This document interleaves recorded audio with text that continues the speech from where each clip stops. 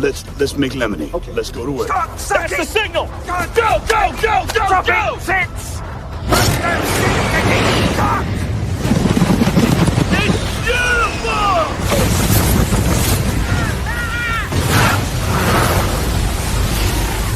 Mother Nature just pissed her pants, dude. Start your day with a jolt of energy and no holds barred opinions. This is The Rush, where Travis Justice and Ross Peterson bring you bold, unfiltered, and uncensored takes on sports, life, and everything in between. Buckle up and let's go.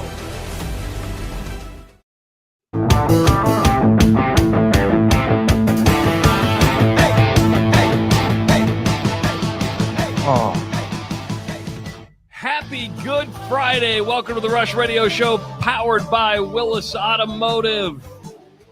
Good to have you along as we end the week. If you're listening on the audio stream at therushradio.com or on the Android app, thank you for tuning us in. If you're watching on YouTube, subscribe to this channel, give it a like, leave some comments, and, of course, follow us on our other social media channels, X, Facebook, and Instagram. He's Ross Peterson. I'm Travis Justice. Hello, Roscoe Pico. All right, Good Friday.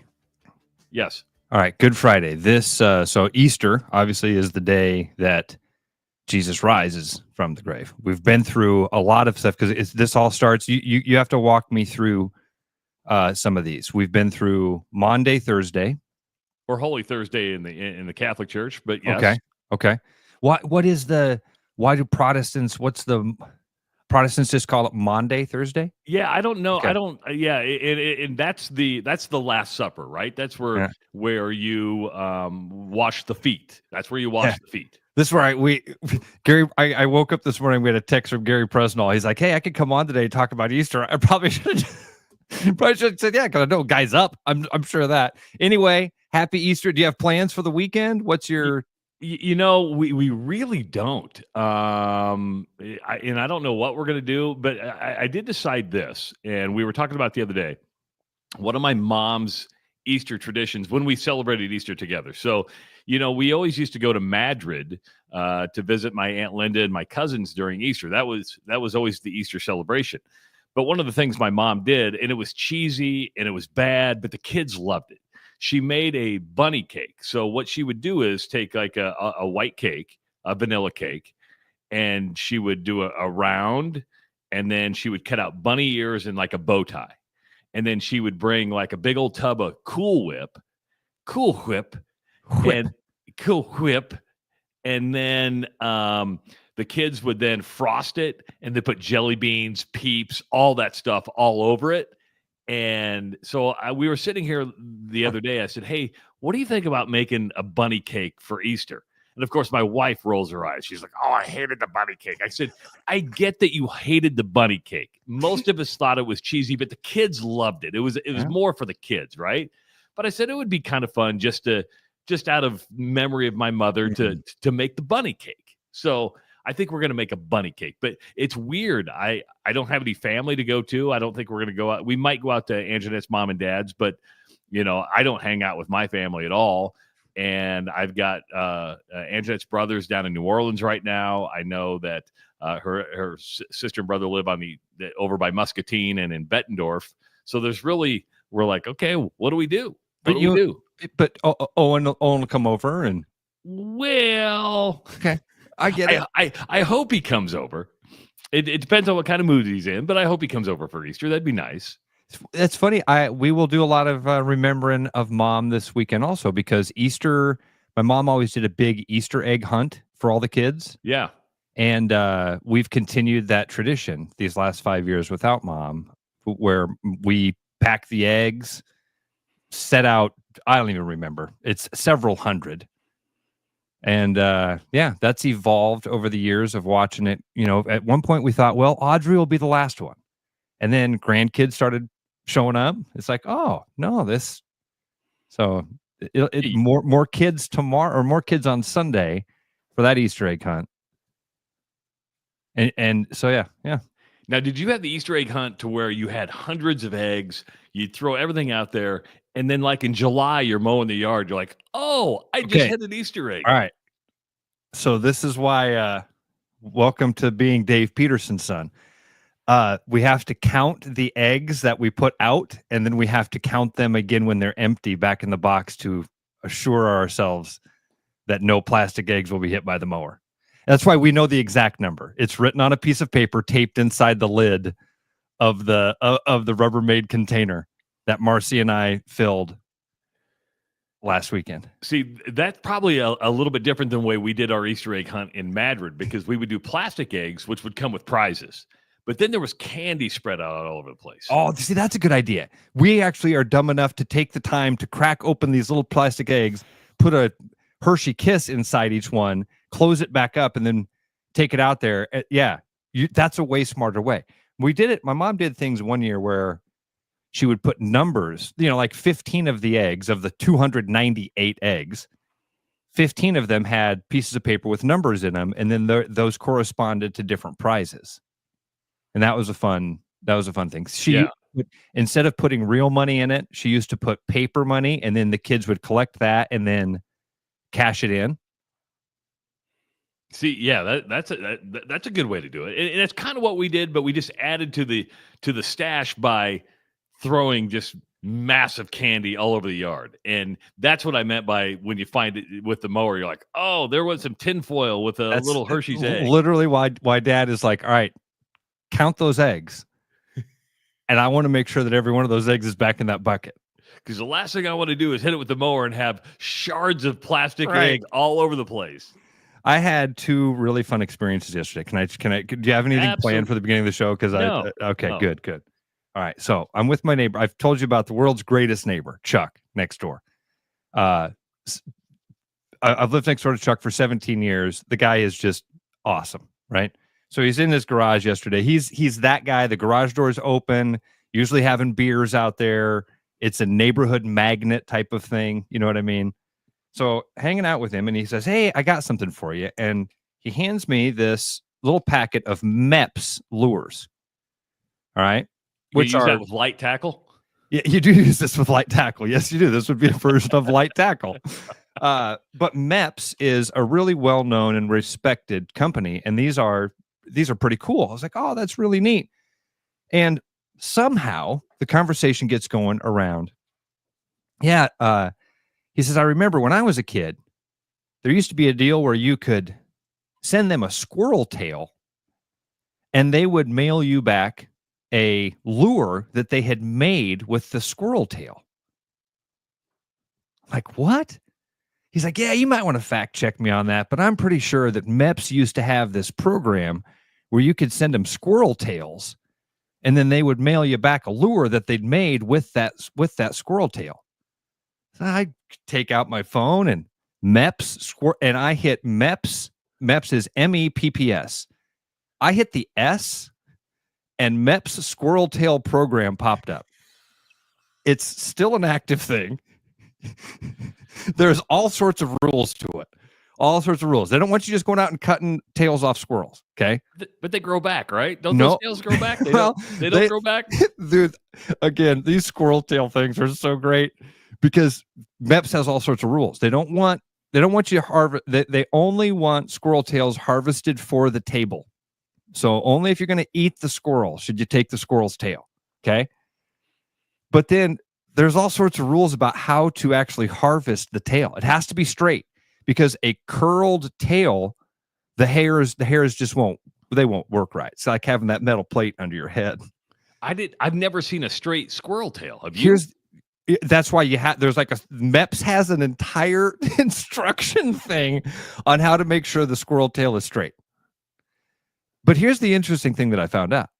Squirrel tails are not like any other. The reason that it has to be a squirrel tail, you can't send them any other animal, is because it's actual hair, not fur. Hold on. I'm going to ask a stupid question. You go ahead, because I guarantee you I don't have the answer. What's the difference between hair and fur? I don't know. I always just thought, well, because forest and trees, right? Forest and trees. Fur is just a lot of hair. Exactly. That's what I was going to think. You know, because I look at my chest. If I were to take my sweatshirt off right now, I have a lot of hair. I'm a hairy individual on my back and my chest. Yeah, see, and I would say you're furry. Exactly. I'm not. I don't practice furryism. I have Not a furry. I'm not a furry. No. Just furry. I'm furry. Yeah. And so I just thought the term fur was another name for, oh, you just have a lot of hair. Mm-hmm. Now, it might be a little more coarse, but I didn't know there was a difference between hair and fur. Does the Google machine tell you anything between the difference? Between hair doesn't and fur? tell me a lot. Doesn't tell me a lot. It says hair is generally longer, less dense, and has longer growth cycle, while fur is shorter, denser, and typically sheds more frequently. Oh. So again, I feel like sometimes I read descriptions and I go, yeah, I don't know anymore. And then it will haunt you all day long, and you have to go, I got to bring this up on the show. This is why this happened yesterday at like noon to me. Okay. Here's another fun one that I had yesterday, okay? Because I told you, we were talking yesterday about the Caitlyn Clark book. Oh, book. You got it right there. Did you get the picture that I sent you about this? Okay. Yes. So I thought it was interesting when you told me. So this is the new Caitlyn Clark book. And again, my daughter got this at her awesome school, Horizon Science Academy. And every student there got a copy of this new Caitlyn Clark book. And you told me that it was written by the daughter of her Iowa attack coach, Allie Obermeyer. Okay. So I got curious yesterday and I thought, I wonder if there's any references to the attack in here. And man, there's a little Easter egg in this book that is really cool. Okay. So I'm just going to kind of flip through this. So the book is by about. the way, if you're listening on the stream, he's showing. I'm sorry. I forget that not everybody watches this. So I'm trying a lot of people are just listening. Most people are just listening. Yes. Yeah. I'm trying to show parts of the book, but here's what I want to get to. So the book is about a young girl who wants to be a basketball player, wants to be just like Caitlyn Clark, misses the game-winning shot at the beginning of the book, and then her dad starts to tell her, "Hey, I want to tell you about this young girl by the name of Caitlyn Clark." Well, when he's telling her about Caitlyn Clark, the first picture of Caitlyn is of her in her bedroom, and she's wearing a little Iowa attack t-shirt. All it says is attack. I just thought that was really cool. I don't know why. I saw that. I was like, oh, neat little Easter egg for the team. And then it has the Chiefs pendant up on the wall. She's always said she's the Chiefs. Yeah, there's a lot of stuff. There's a lot of stuff in the room. She has an I love basketball pennant on the wall, a WNBA poster. And then, the only other thing is her red t-shirt has attack written in white letters. So now, how many times have you had to read the book to Audrey, or is she reading it herself? Audrey already read it. Audrey had it read by the time we got home with it. Wow. And then she wrote I noticed yesterday that she wrote inside of it, I want to be just like Caitlyn Clark. This is where Caitlyn Clark and her people are like one step ahead, because you don't write this book without the permission of Caitlyn Clark, right? I mean, you've got to, hey, we got a children's book idea. It's going to move forward. But we always talk about how you become a role model or how you inspire the younger generation. And it's more than just your play on the court.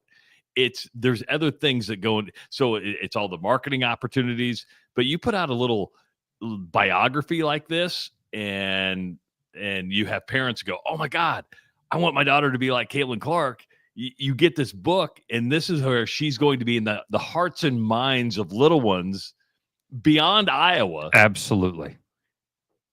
And forever. I mean, forever. So wow. Killing it, dude. Over and over and over. We say this all the time. They're killing it. Yes. It's impressive to watch the never miss, never lost.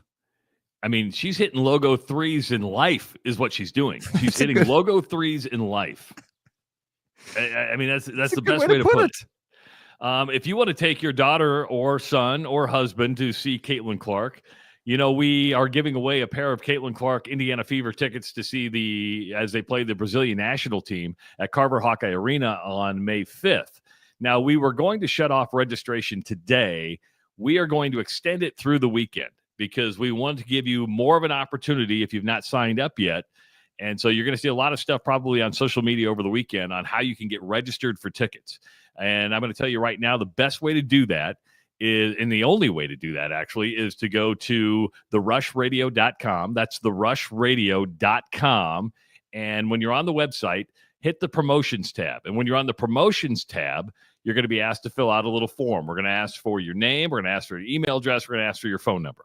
And what that's going to do is put you in registration for a drawing to where I believe on Monday, we've extended it now. So on Monday, we're going to do the drawing for 5 people to join us next Saturday at Grandview University, where you can then take, we're going to have 5 people shoot from the Agency Iowa Logo 3. That's right, the Agency Iowa Logo 3. So we're going to have a nice big Agency Iowa logo out there. And it was funny. We were talking yesterday, like, hey, we need to have the installation of the logo. I said, let's have it be movable. Okay. We need the logo to be movable, meaning that if we put a shot like, towards half court or the Grandview logo on the Grandview gym and everybody misses, we might have to move that up a little bit. Might have to move it up just a little bit. We're gonna start. We're gonna start from the vicinity of her record 3. Okay, deep out on the elbow, right, or on the wing. On the wing. Deep out on the wing. wing. There's a left wing too. Yeah, where the coach gets teed up from. That's where we're getting. That's where we're gonna start it from there, and then I think you're right, Trav. 2 shots from there for everybody. Slide it up a little.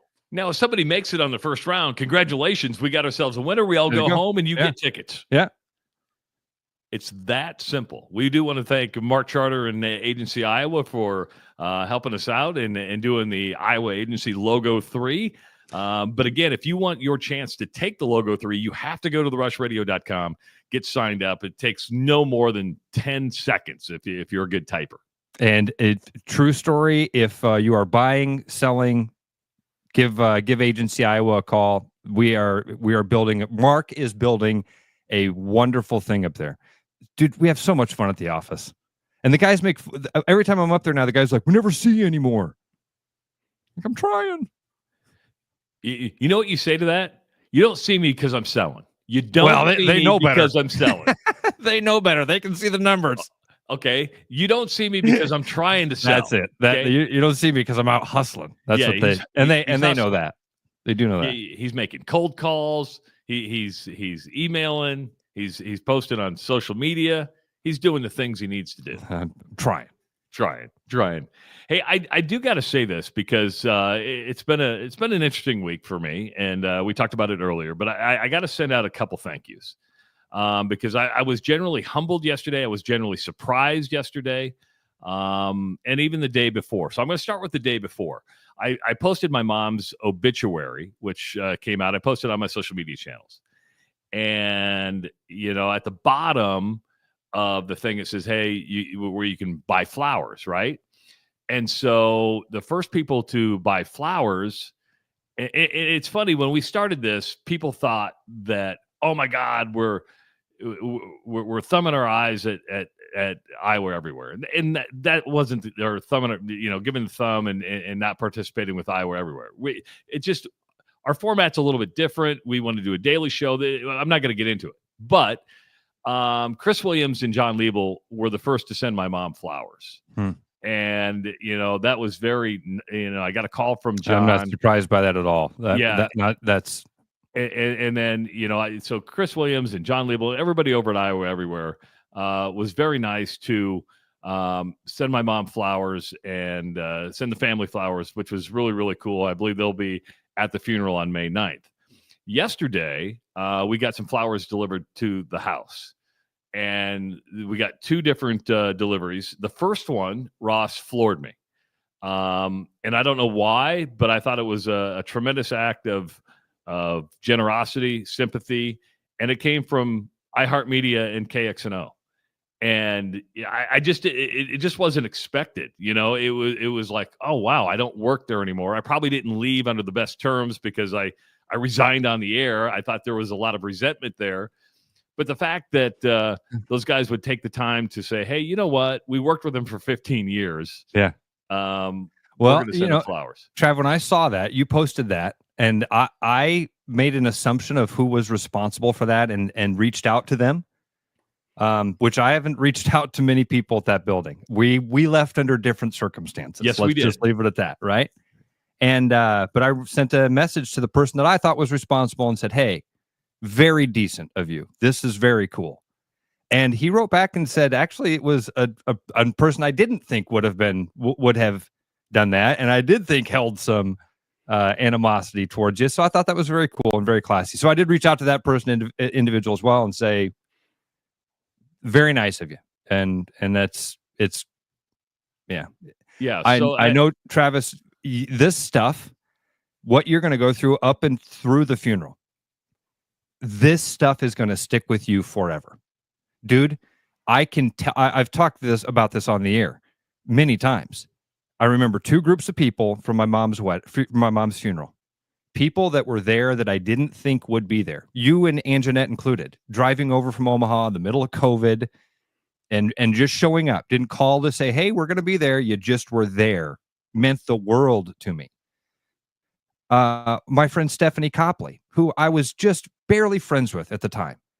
And looking up and seeing this face of like, oh man, this person cared enough to show up. That's the first group of people you're going to remember, are people that reached out that you didn't think would. You're also going to remember the people that didn't reach out. You're going to have this second group of people, of folks that never showed up. And you're going to go, man, I needed you. I needed that. I needed this person to be there for a moment. So that's really cool. That's why I love that they did that. Very neat. So what was the last one then? The last one came just like 15 minutes later, and it's from you because you were on the card. But everybody at Choice Creative, who we're working with to produce The Rush on a regular basis, sent a nice arrangement of flowers as well. And when I think of flowers, I always thought, well, you're going to send them to the funeral, and they're going to be by the up on the altar. I didn't know people sent them to houses, and I'm like, oh, that was really nice. And so it was a nice surprise yesterday. It brightens our house up a little bit, and it just means a lot that because I'm not built this way.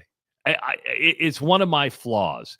We were talking about personality assessments yesterday. Ross doesn't believe in the science of human psychology, and Mark Charter and I believe in the science of human psychology and the way people are made up.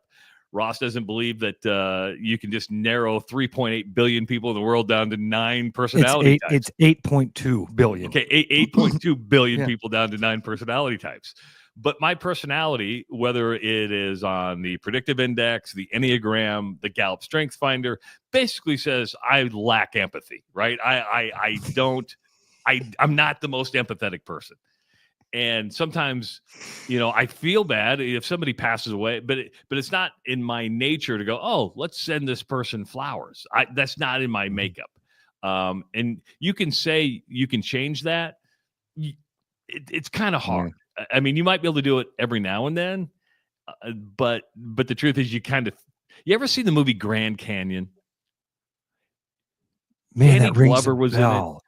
But it was about all these stories how death happens and you have or a near tragedy happens, and you're motivated. And the one that really sticks out in that storyline was there was a movie maker who was shot, and all his movies were about guns, and they were action thrillers where people were blown. He's like, I'm never going to make a movie like that again.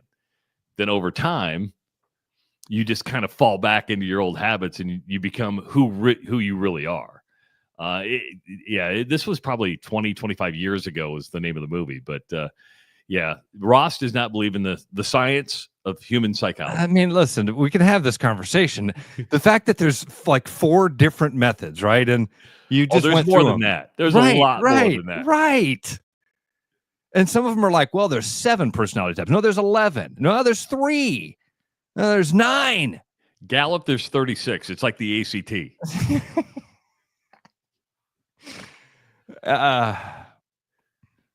They all work differently. I'm just fascinated by them. But and I do think that there's I do think that there's a use for them. You know what I mean? I do think that a lot of these corporations that use them find a good use for them. I've just never been a part of anything like that. The ones that I've done, you're a cynic. It's true. You are always the first, and I'm kind of like that, but I'm able to look at it and go, okay, I can throw this part out, but I like this part that I think it helps me with communication with my coworkers. How am I a cynic? Because I'm not pushing back on this. I'm genuinely curious right now. Because you're right, I am a cynic. But you're also right when you say I'm also like goofishly optimistic. I trust people way before I should. I love people the minute I meet them. How am I both of those things? I think you have a lot of, in the Gallup Strengths Finder, I believe you have a lot of woo. You have woo.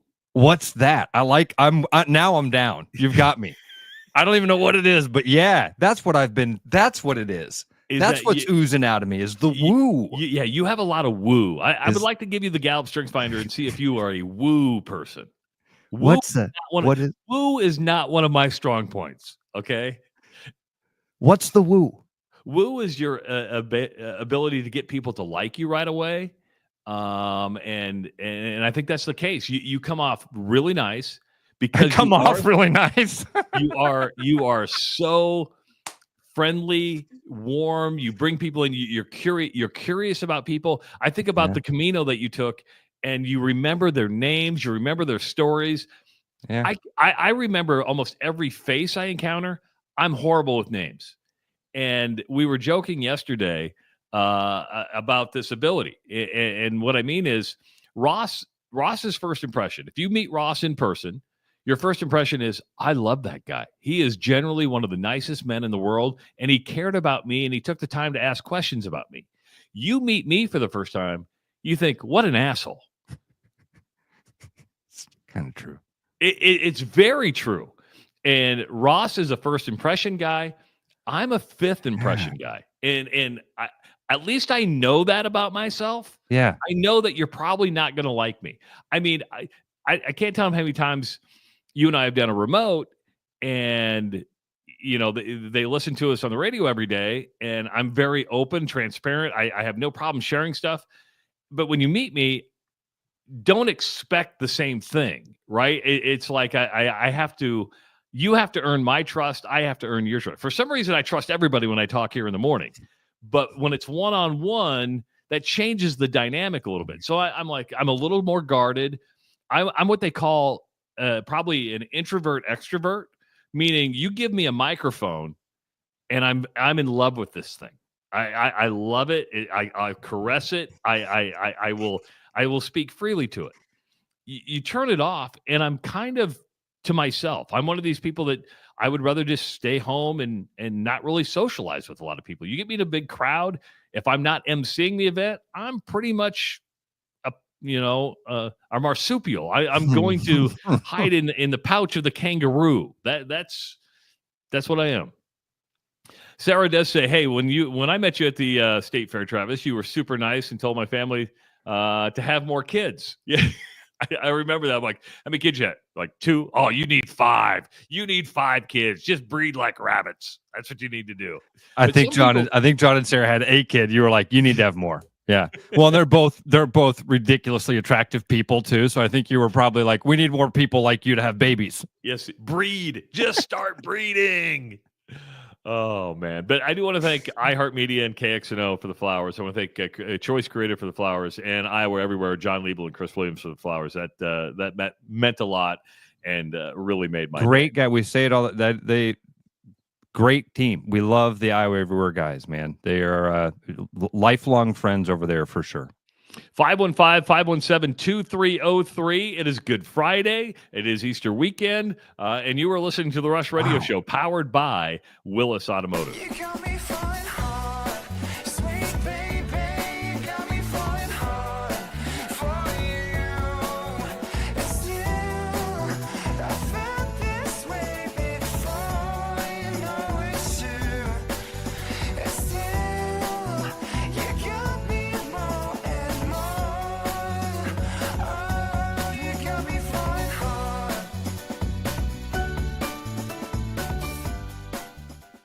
You've dreamed about an absolutely organized garage or closet? See it for yourself at Absolute Garage and Closet's beautiful showroom in Urbandale. See the latest in garage storage, custom closet systems, and epoxy flooring applications up close, and imagine how good it will feel to have your garage, closets, or other spaces absolutely organized. Free consultations, friendly service, and quick project turnarounds, Absolute Garage and Closets is ready to bring peace of mind into your home. Visit Absolute Garage and Closets at 3169 99th Street in Urbandale or at absolutegarage.net. Spring is here, and so are spring pests. Whether it's birds in your dryer vent, raccoons in your chimney, squirrels in your soffit, ants in your kitchen, or bats in your attic, with over 20 years of experience, Bats and Bugs Pest Solutions can help. Call us today at 515-218-3400 to schedule your inspection and see how Bats and Bugs can help prevent your home from becoming their home.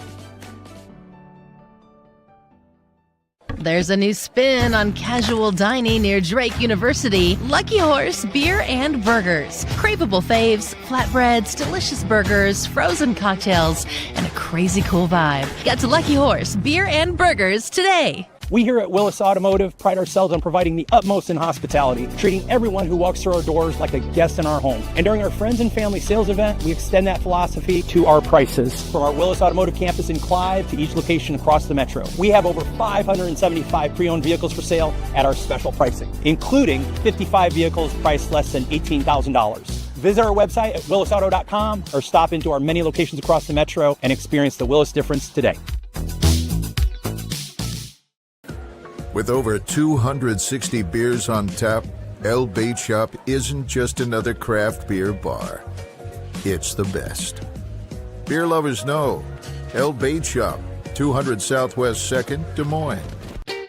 Missing a quality, home-cooked meal? You know, the kind Mom used to make? Lucky for you, we found her recipe book. Welcome to the High Life. Welcome to the Champagne of Bars. You know, Brian, at Central City, we really do have the best selection around. I know. High-quality stuff you can't find anywhere else. Whistle Pig Plantation Rum. Yeah, and over 150 of the best scotches on earth. And a ton of bitters, mixers, and more. You know what we are? High class. Definitely high class, yeah. Make way for the natty. Okay, maybe medium class. Central City Liquors, home of the 10% cash coupon. And the Wooden Nickel program. We've returned and we brought snacks, sarcasm, and absolutely no sense of shame. It's the Rush Radio Show, powered by Willis Automotive.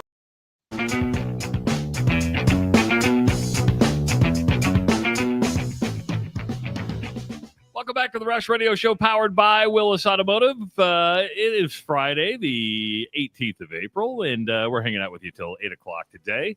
You know, earlier in the week, Ross and I were talking about Lee Corso, and you know it was time for Lee Corso to go. And in some areas, that is blasphemy. I mean, he is College Game Day.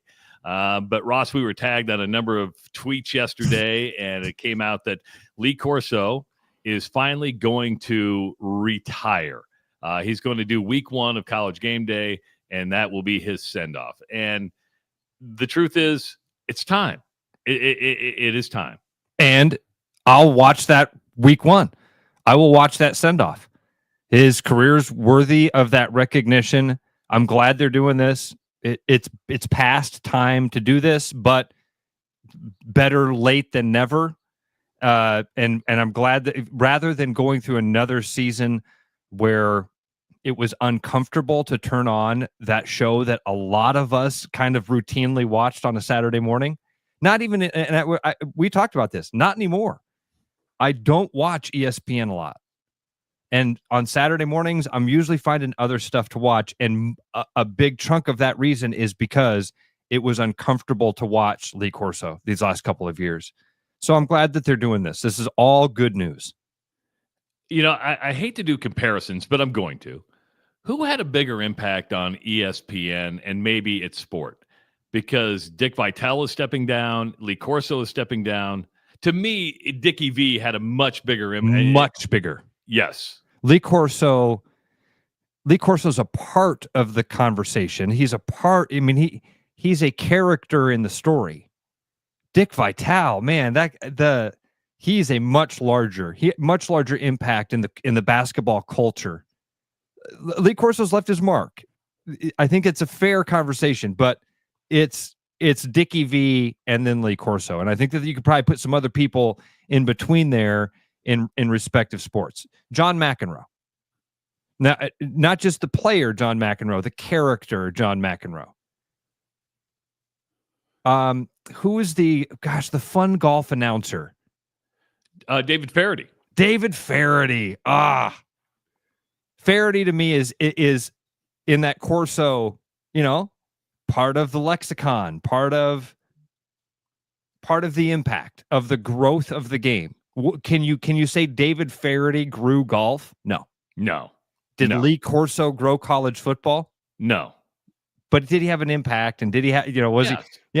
Yeah. He's a character in that story. I think Dickie V grew college basketball. I think he grew, maybe not even college basketball, but color commentating. Good way to put it.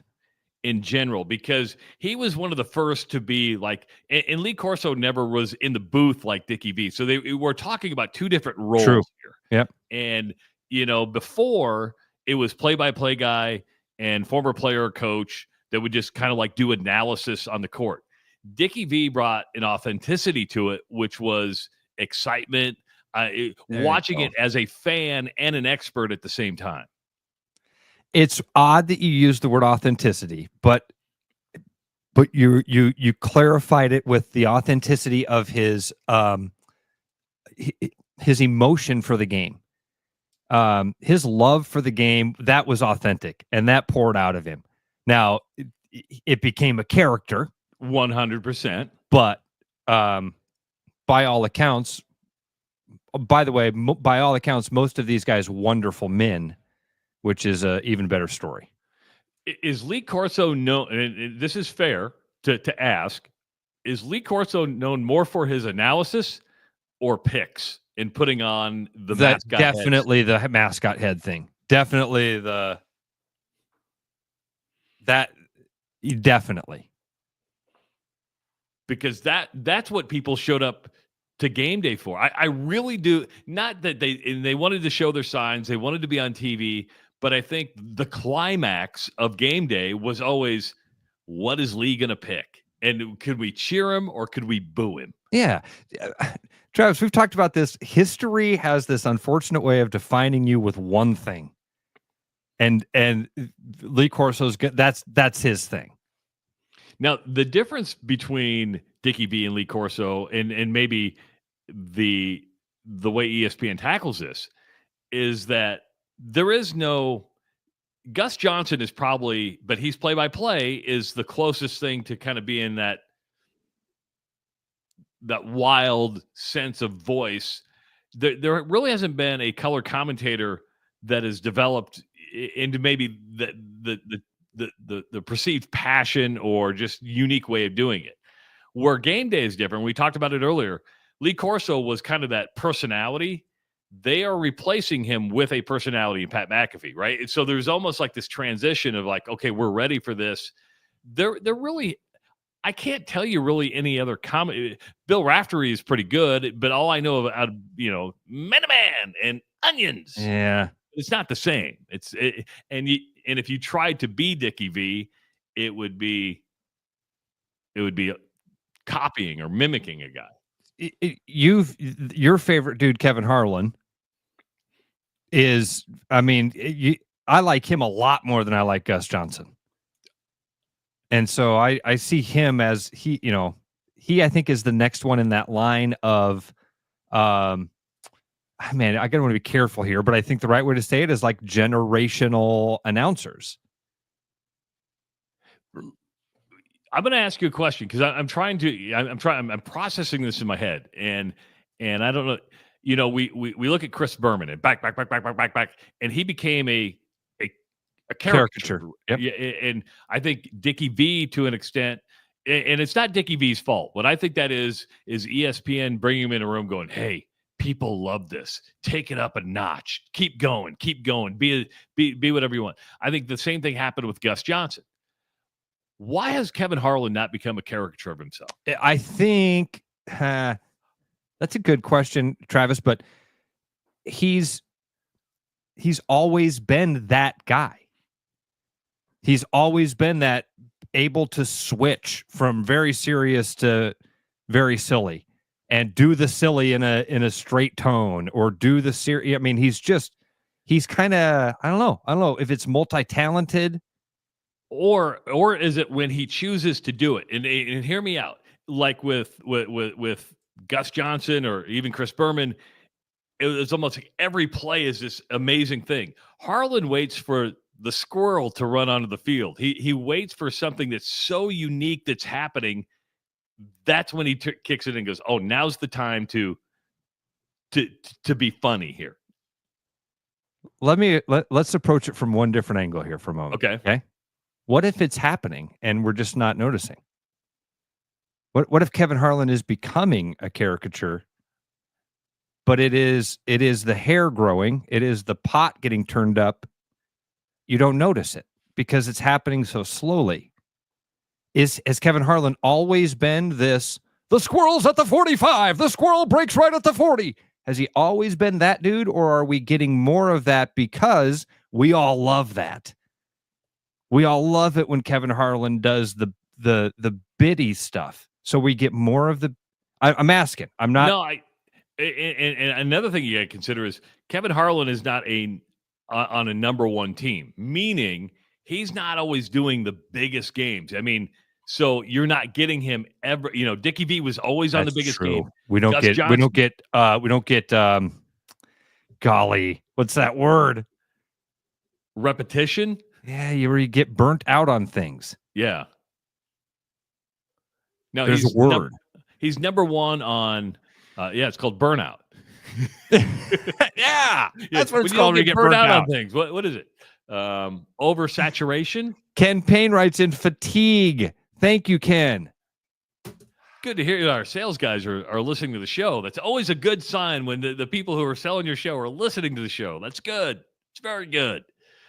Fatigue would be a right word. But yeah, because he's not part of the number one team at Fox. That's somebody different. Now he's number one on Westwood One Radio, but I don't know how many people actually listen to an NFL game on the radio. They're out there, dude. Only when I'm driving. Yeah. When you have to, and you know what, Travis? Not anymore. You know what I do now that's super unsafe? Put it on YouTube TV. I'm on Hulu and plug in my phone and it goes into the hands-free device and I'm listening to the television broadcast.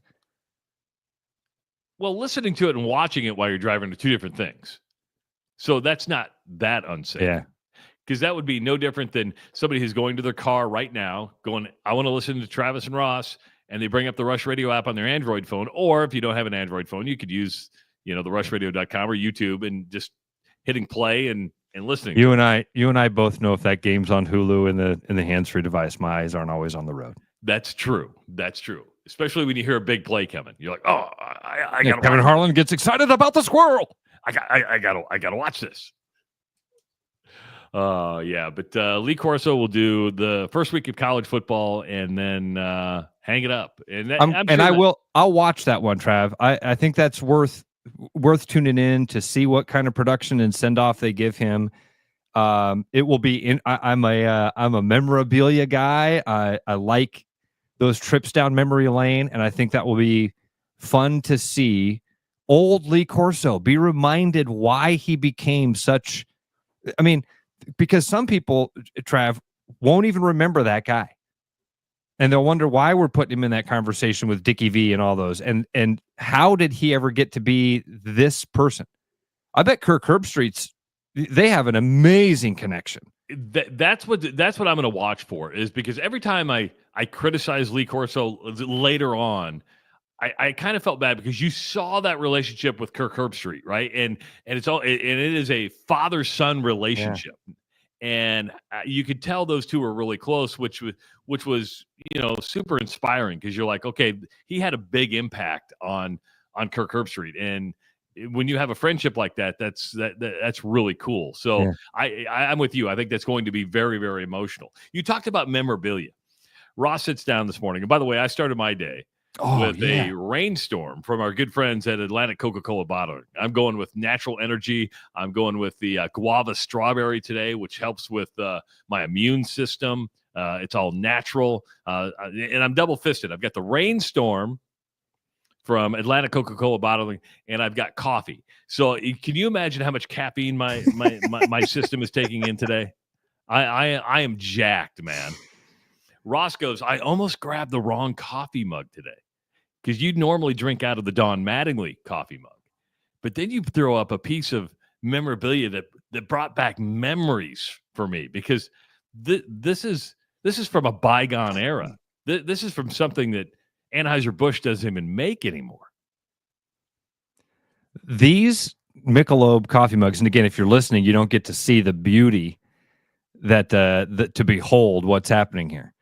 But these used to belong to my uncle. My uncle passed away when I was a teenager, and up in Wisconsin. And this was one of the things. I have 4 of these. And I saw they kind of sit up on. I've got a little shelf over here with a bunch of stuff on it. I keep a baseball signed by the 1986 Iowa Cubs in that mug.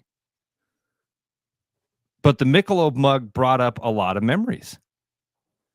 I forgot that Michelob bottles used to have the gold foil over the top. To me, growing up, purchasing Michelob was like going to Willis Automotive and purchasing a Land Rover.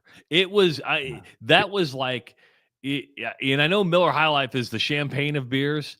This was like the gold standard of beer. And I thought Anheuser-Busch, it had Budweiser, but if you wanted something really, you know how you have a Toyota and you have a Lexus? Well, Budweiser's the Toyota. Michelob was always the Lexus. And to me, that was, you saw the shape of the bottle. You had the gold leaf on top. And it was the first beer I ever drank. I was 14 years old. I was out in Groton, Connecticut. My brother was stationed out there because he was on a submarine. And we went to this paintball shooting contest. We went out to the woods and to fire paintballs, right? And we were like playing war games. Well, they all brought beer. And they're like, do you want one? And they're like, we brought Michelob today. And I'm like, yeah, I'm a Michelob man. I'm a Michelob man. At 14. Yes. I'm a Michelob man. I'm a Michelob man at 14. And now Michelob's not even brewed by Anheuser-Busch. And it's a joke in Landman, because they have, Tommy's an alcoholic and he drinks Mick Ultra like it's going out of style. And they're like, you're an alcoholic. He goes, this is water. The Mick Ultra is what, all the dieters want to drink, because, wow, it's not really beer. They call it a beer, but it's not beer.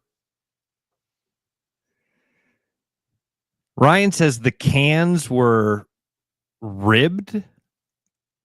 I don't remember that, because I did not stoop so low to drink such a fine brew out of a can. I drank a fine brew such as Michelob out of a bottle. So I thought Travis was like, man, you might be sitting on a gold mine. You should. And I thought, oh yeah, I'm going to look up what these fine Michelob coffee mugs, retro from the 70s. These things are just absolute beauties. I got 4 of them. I'd probably make a few mortgage payments on these bad boys. Yeah, you're talking hundreds of dollars, right? Yeah. Turns out eBay, you can buy 4 of them for $30. Pretty common. 4 Michelob, and it's plastic, I take it. Oh yeah. This thing's plastic. And Travis, doesn't something about it remind you of those Pizza Huts that we were talking about? Oh yes, it looks like a chandelier, right? The light fixtures. That's what it is. I bet you could get Michelob at Pizza Hut. Probably like $2 a pitcher. I don't know. Michelob might have been too high class. Really? High class. Well, maybe medium class. I love the Central City commercial. We should call our good friends at Central City Liquors and say, hey, do you have any old Michelob around? But beer is not like wine or even whiskey. You have to drink the beer. You can't let it sit.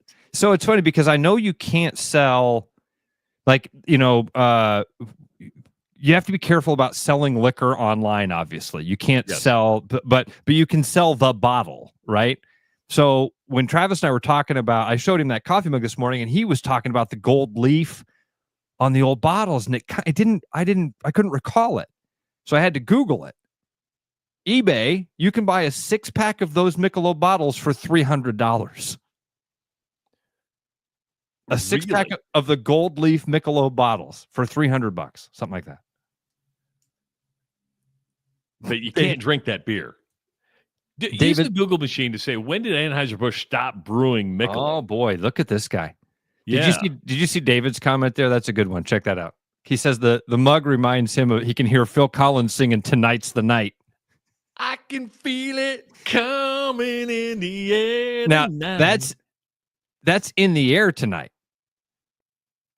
That's not what they use for Michelob? No, because tonight's the night. Tonight's the night. Oh, yeah. Aren't they kind of the make same it song? right? Aren't they? Yeah. Yes. Aren't they kind of the same song? Oh, yeah. Ah, crap. When you Google Michelob, Yeah. it instantly takes you to Michelob Ultra. It doesn't even let you. Okay, Michelob was originally developed by Adolphus Busch in 1896. I did not know it went that far back. But it went the way of the Pontiac when? Michelob. I hope a lot that may have went over some people's heads, but Ross got it took Ross about 5 seconds, and he goes, That was good. That was really good. That was really good. Michelob Light was introduced in 1978, and then of course they came out with Ultra, and now they have Ultra Infusions, Michelob Golden Light. You know what they never fell into? They never did Michelob Ice. Remember when ice beers were a big thing? Because they were going to be like stupid. twice the alcohol. That was a marketing ploy. That was such a marketing ploy. Bud Ice, but it had more alcohol. Sure, it did. Yeah, because we're gonna bring it to the point of freezing, and the water's gonna go to the bottom, and the alcohol and it's gonna stay in the top. And I'm like, it's a beer. It tastes the same. Just saying. I think Anheuser-Busch should do like a special edition Michelob. Come back out with the dark brown bottles, curved shape like a woman. Gold, and I called it gold leaf. It wasn't gold leaf. It was gold foil. Yeah, gold yeah, leaf. whatever. Gold leaf is actually gold. You know, whatever. If you rip the foil off, it was silver tinfoil on the back end. And maybe spray painted. Yeah, spray painted just a little bit. Jeez. Yeah. So fun times with your Michelob. Brought me down memory lane, Ross Peterson. I appreciate that. Hey, do you keep your handicap? Are you when you golf? Do you keep your handicap? No. Okay. I wouldn't want to know, dude. I'm not good enough to do that. I don't. Why are you asking? You have to, don't you? You don't have to, but in Britain and Ireland, and they've like here we have the gin, so I pay yearly because I belong to a club. I'm forced to pay for a gin membership, which is tracking your handicap. So at the end of every round, you go either on the app or you go into the clubhouse and you tell the pro, hey, this is what I shot, and they enter it into your gin, and then you can kind of keep track of your handicap. There's another one over in Britain and Ireland called like the World Handicap something, but they've now sent warnings out to all golfers saying, don't cheat on your handicap. Don't cheat, because you're giving yourself an unfair advantage if you were to reach competitive play or play in a competitive tournament. Well, I've never played in a competitive tournament in my life. And what they mean by that is if you take a mulligan, you got to count the mulligan. I never can. Like on my final scorecard, I don't count mulligans. If I fluff the ball, I don't count that as a shot. Yeah. Because you're never going to play in a competitive. No. Right. And that, thank you. That's that. This is that I don't follow stupid rules. right? Yeah. Stop signs in parking lots when nobody's around. Nope. Nope. Did you just run that stop sign? Yeah. Because it's stupid. And it's in a parking lot and it's not legal. Yeah. When I used to grease the face of my driver, truth be told, if I wouldn't have done that for years, I would not golf today. Golf would have been so frustrating that I would have quit the game.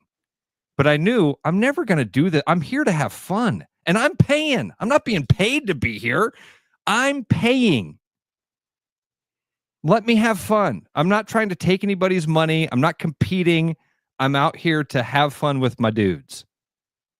And now I'm actually good enough that I don't have to do that, and I can hit the ball straight, and I still have all that fun.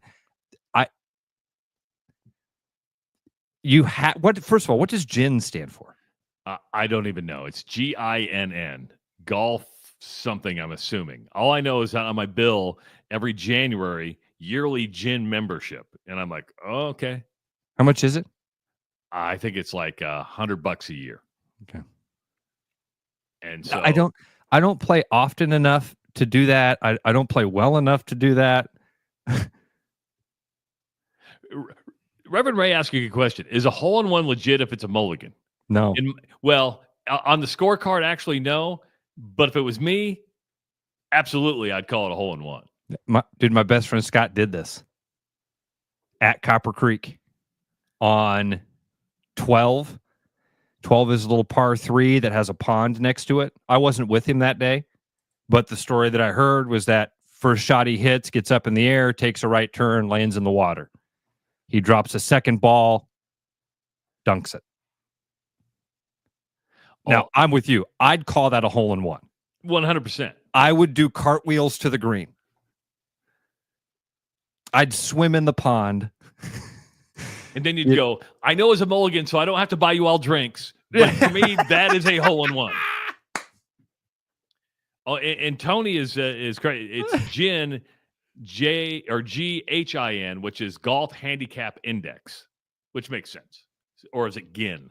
I don't know. I don't care. It's an acronym. All I know is I pay the bill every year. 515-517-2303. We got. I got to add something here real quick because Brian Duax sent me a couple messages here from Central City. Okay, he says spot on. Michelob was the bomb. Unfortunately, besides Ultra or Michelob Golden Light, they don't make any other beers. Amberbach was the best amber beer ever, and that would have been a Michelob. Yeah. So yeah, they did make the bomb beer. But they don't make it. I had no idea that Michelob Golden Light was still around. I only thought they had Mick Ultra. I didn't know I could still go get Michelob Golden Light. When the guy was talking about the ribbed can, there's this vague memory of like a can that was like it had like ribbed is the right word for it, I guess, but had like ribbed. I think are condoms. I knew Trojan you did. Man, I know. condoms. I know. It had more like ridges, not ribbed, ridges. Try that. 515-517-2303. Hour of the book, hour to go. Good to have you along on a good Friday on the Rush Radio Show, powered by Willis Automotive. Spring is here, and so are spring pests. Whether it's birds in your dryer vent, raccoons in your chimney, squirrels in your soffit, ants in your kitchen, or bats in your attic, with over 20 years of experience, Bats and Bugs Pest Solutions can help. Call us today at 515-218-3400 to schedule your inspection and see how bats and bugs can help prevent your home from becoming their home. You've dreamed about an absolutely organized garage or closet? See it for yourself at Absolute Garage & Closet's beautiful showroom in Urbandale. See the latest in garage storage, custom closet systems, and epoxy flooring applications up close, and imagine how good it will feel to have your garage, closets, or other spaces absolutely organized. Free consultations, friendly service, and quick project turnarounds, Absolute Garage & Closets is ready to bring peace of mind into your home. Visit Absolute Garage & Closets at 3169 99th Street in Urbandale or at absolutegarage.net. Missing a quality home-cooked meal? You know, the kind Mom used to make? Lucky for you, we found her recipe book. Welcome to the High Life. Welcome to the Champagne of Bars. With over 260 beers on tap, El Bait Shop isn't just another craft beer bar. It's the best. Beer lovers know El Bait Shop, 200 Southwest 2nd, Des Moines. Thinking about buying a home? Get pre-approved in 30 minutes with Gary Presnell at Northwest Bank in Des Moines. Gary offers first-time home buyers programs, VA, FHA, IFA, and conventional loans. Call Gary at 515-975-6767 or find his profile at nw.bank. Member FDIC Equal Housing Lender. You know, Brian, at Central City, we really do have the best selection around. I know, high quality stuff you can't find anywhere else. Whistle Pig Plantation Rum. Yeah, and over 150 of the best scotches on earth. And a ton of bitters, mixers, and more. You know what we are? High class. Definitely high class, yeah. Make way for the natty. Okay, maybe medium class. Central City Liquor is home of the 10% cash coupon. And the wooden nickel program. Hey everybody, this is Mason Miller, sales manager out here at Willis Infinity. A couple of great things going on this month. We got tons of inventory, and on top of that right now we have 1.99 out to 60 months on the new QX60 and up to $2,500 in cash on here. Also this month we are still doing the 2.9% up to 60 on new QX80s, the 3000 in Conquest. For more information, visit your favorite Infinity sales consultant on our showroom or online at willisinfinity.com. If you have a pest problem with over 20 years of experience, Bats and Bugs Pest Solutions is Central Iowa's local expert in fast, effective, eco-friendly pest solutions at a fair price for your home or business. Call us today at 515-218-3400. There's a new spin on casual dining near Drake University. Lucky Horse Beer and Burgers. Craveable faves, flatbreads, delicious burgers, frozen cocktails, and a crazy cool vibe. Get to Lucky Horse Beer and Burgers today.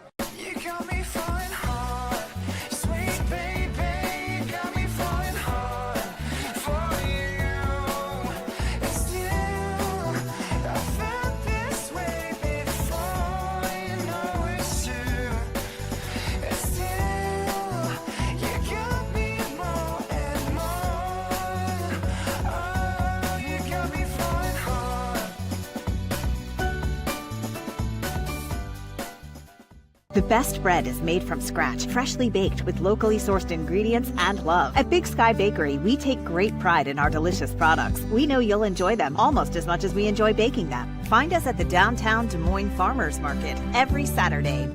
Back like a rash you thought was gone. Travis and Ross aren't contagious, but they are addictive. It's the Rush Radio Show, powered by Willis Automotive. Welcome back to the Rush Radio Show, hour number 2. It's powered by Willis Automotive. You know, Easter weekend might be a good time just to go buy a car. Seriously.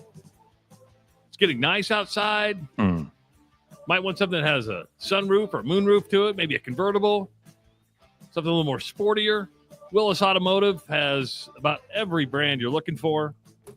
New cars, pre-owned cars. Of course, if you're listening on the audio stream, thank you so much. Watching on YouTube, subscribe to the channel, and of course, follow us on our other social media outlets. Willis can help you with stuff dude, that flew by. Willis can help you with a lot of stuff besides purchasing a vehicle, by the way. I need to get out for another oil change. They can help you with a detail. I had a leak near my water pump on my Jeep Grand Cherokee. They were able to take care of that for me quickly. You can get a rental from them, or a loaner car while they're working on your vehicle. So it's wonderful place, man. Very proud to represent the Willis brand.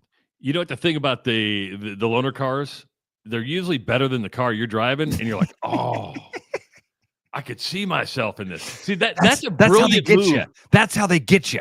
It's not getting you. It's showing you else what is out there. Yeah. And you're driving the loaner car, and it's like, man, I could see myself in this. I was in a loaner car about a month ago, and this kind of freaked me out. And if anybody else has had to deal with this, did you know the way to put some of the newer cars in drive and reverse are different now? Okay, what do you mean? So, traditionally, it depends on you have like the little shift on, I think, on your Jeep where you put it in the drive, reverse, or low, or in an old car, it'd be on the column, right? Yep, on the tree. on the tree. Well, now it's bizarre, and it kind of freaked me out a little bit. I was driving, I think, a Chevy Silverado pickup as my loaner car. No, it was an Equinox. It was a Chevy Equinox. It is on the tree, but all you do is tap it in, and you're in drive. And then if you want to go in reverse, you tap in and down. And I'm like, that's just really weird to me. I just want to reach down, and I want to see the D, the R, the N, and the 1, 2, 3. Because I need that visual. Okay, I'm in the right gear here. Like last night, I went to pick up some gyros for the family. We wanted some Greek food last night, and I pulled out, and I'm driving, and I'm like, something doesn't sound right in the car. I look down because it's in low. I'm like, oh yeah, I'm going like 40 down the road.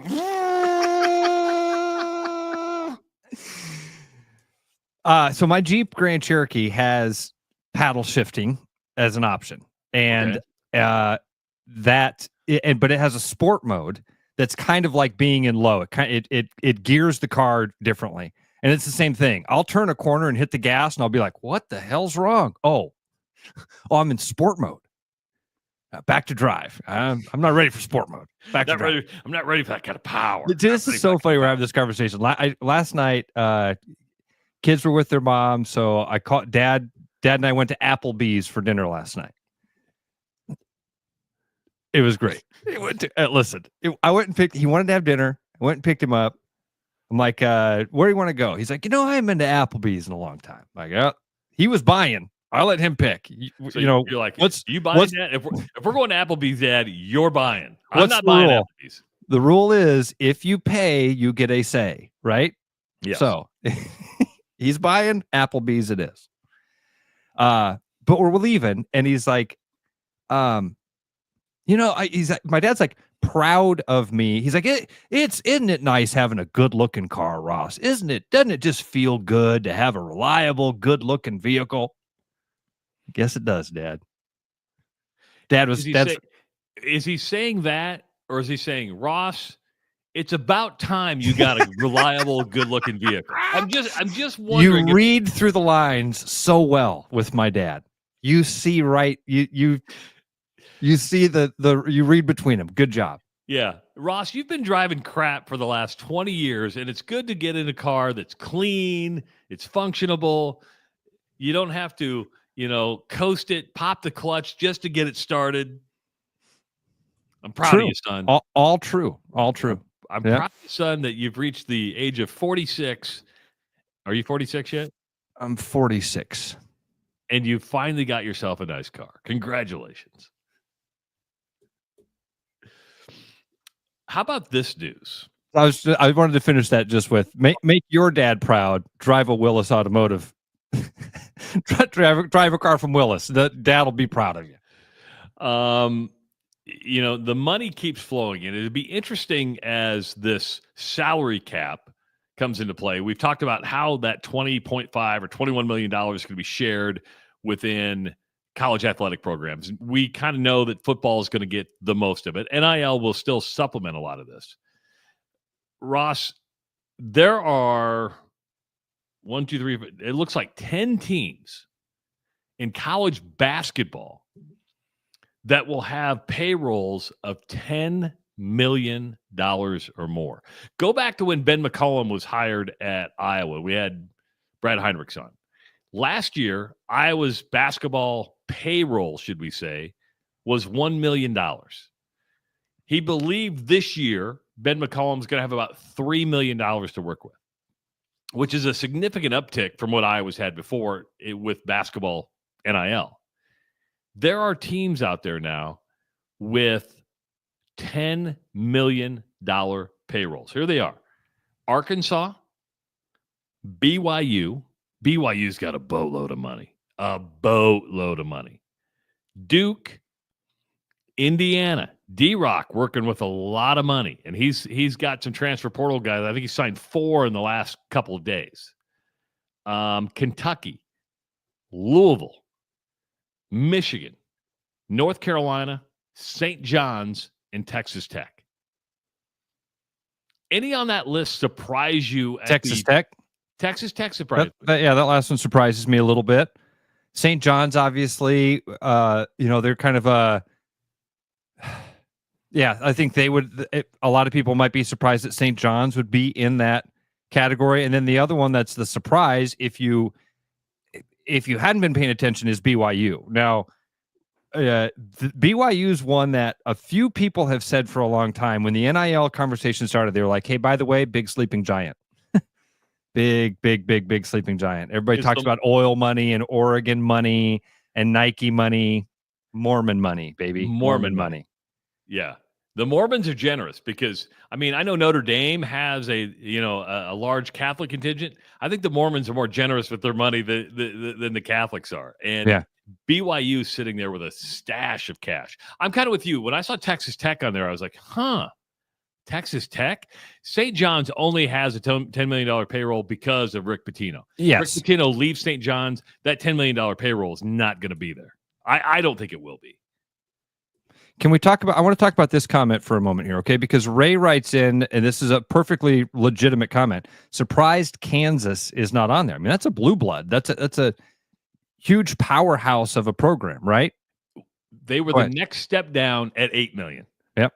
So it's not like they don't have money to work with. I understand that. But I think I think that there is something that to talk about here, okay? Like Kansas and this NIL thing with basketball is a lot like Alabama and football, okay? Former powerhouse. Everybody just made these assumptions that, man, once you can start paying the players, the rich get richer, and these guys are just going to walk away from everything. Here's what I think we're discovering. Alabama in football, Kansas in basketball, they were the ones that were the most loose with the rules. Alabama was paying players under the table. Kansas was paying players under the table. Once this gets brought to light and gets brought above board, and Texas Tech and BYU are showing up in this conversation, what that says to me is BYU and Texas Tech always had the money and were doing things the right way. Alabama and Kansas were not. They were the ones that were cheating. And they knew, and Nick Saban knew it. This is why he went to Congress and begged them, don't let us start paying the players, because if you do, I'm just going to dominate everybody more. What happened? He quit. He quit, and Alabama did not walk away from everybody with talent. And money, by the way, as we know, does not solve all these problems. You still got to build the right team and do things the right way. But that's what I see. When you tell me BYU, St. John's, Texas Tech are in this list of they're going to be able to pay these players $10 million or have $10 million payrolls. They always had that money. Maybe not St. John's, because you're right. Pitino is a big part of that, if not the part of it. Yes. Right? Yes, he is the part of it. A dude from Iowa says, was Roy Williams cheating at Kansas and North Carolina? Yes. I'm not making this up. Wilt Chamberlain admitted to being paid by Kansas in the 50s. And I need to clarify this. And you're right in that. It is Ross's opinion and probably my opinion that they haven't been proven. So it's an opinion that you're giving. Okay, but it has been proven that Kansas was even cheating with Bill Self. Yes. That they were paying players. Yes, they gave Billy Preston's mom a car, and that was illegal. And they gave, and then 70 years before that, they gave Wilt Chamberlain $5,000 to play. But so I'm not going to assume that for those 70 years in between, they did things the right way. Especially now when everything goes above board and you go, wait a minute, you guys don't have as much money as St. John's and Texas Tech? How'd you dominate them for so many years? In Lawrence, Kansas. Because we're always told these are the things that hold back recruiting. You got to be in a recruiting hotbed. You got to be surrounded by talent. Or you got to have a really nice campus on a really wonderful place with all these great facilities. Lawrence, Kansas, Fog Allen Fieldhouse. How'd they do it? Oh, charisma. They did it with charisma. No, they did it by paying the players, just like Alabama did in football. Yeah, you're right. Are these my opinions? Some of it. But isn't some of this fact? I think the difference is, and we're not talking the numbers we're talking today. When we're talking probably 25, 50, maybe 75,000. Not the $1 million payrolls we're seeing today. But when you're now let's have that conversation. Because as soon as you say there's 10 schools that have $10 million payrolls, whenever we have these conversations about all of this money and people start to bitch and moan about it, man, I want to remind people the reason that they have a $10 million payroll is because that's how much money they're making. They know that they're going to make more money than that $10 million, that these kids are an investment in a bigger thing. They're an employee.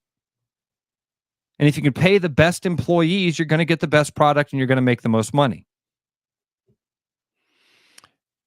T. Hink says, how much does Iowa have for football just on NIL? I think their payroll, if I'm not mistaken, according to Brad, wasn't quite at that $5 million mark.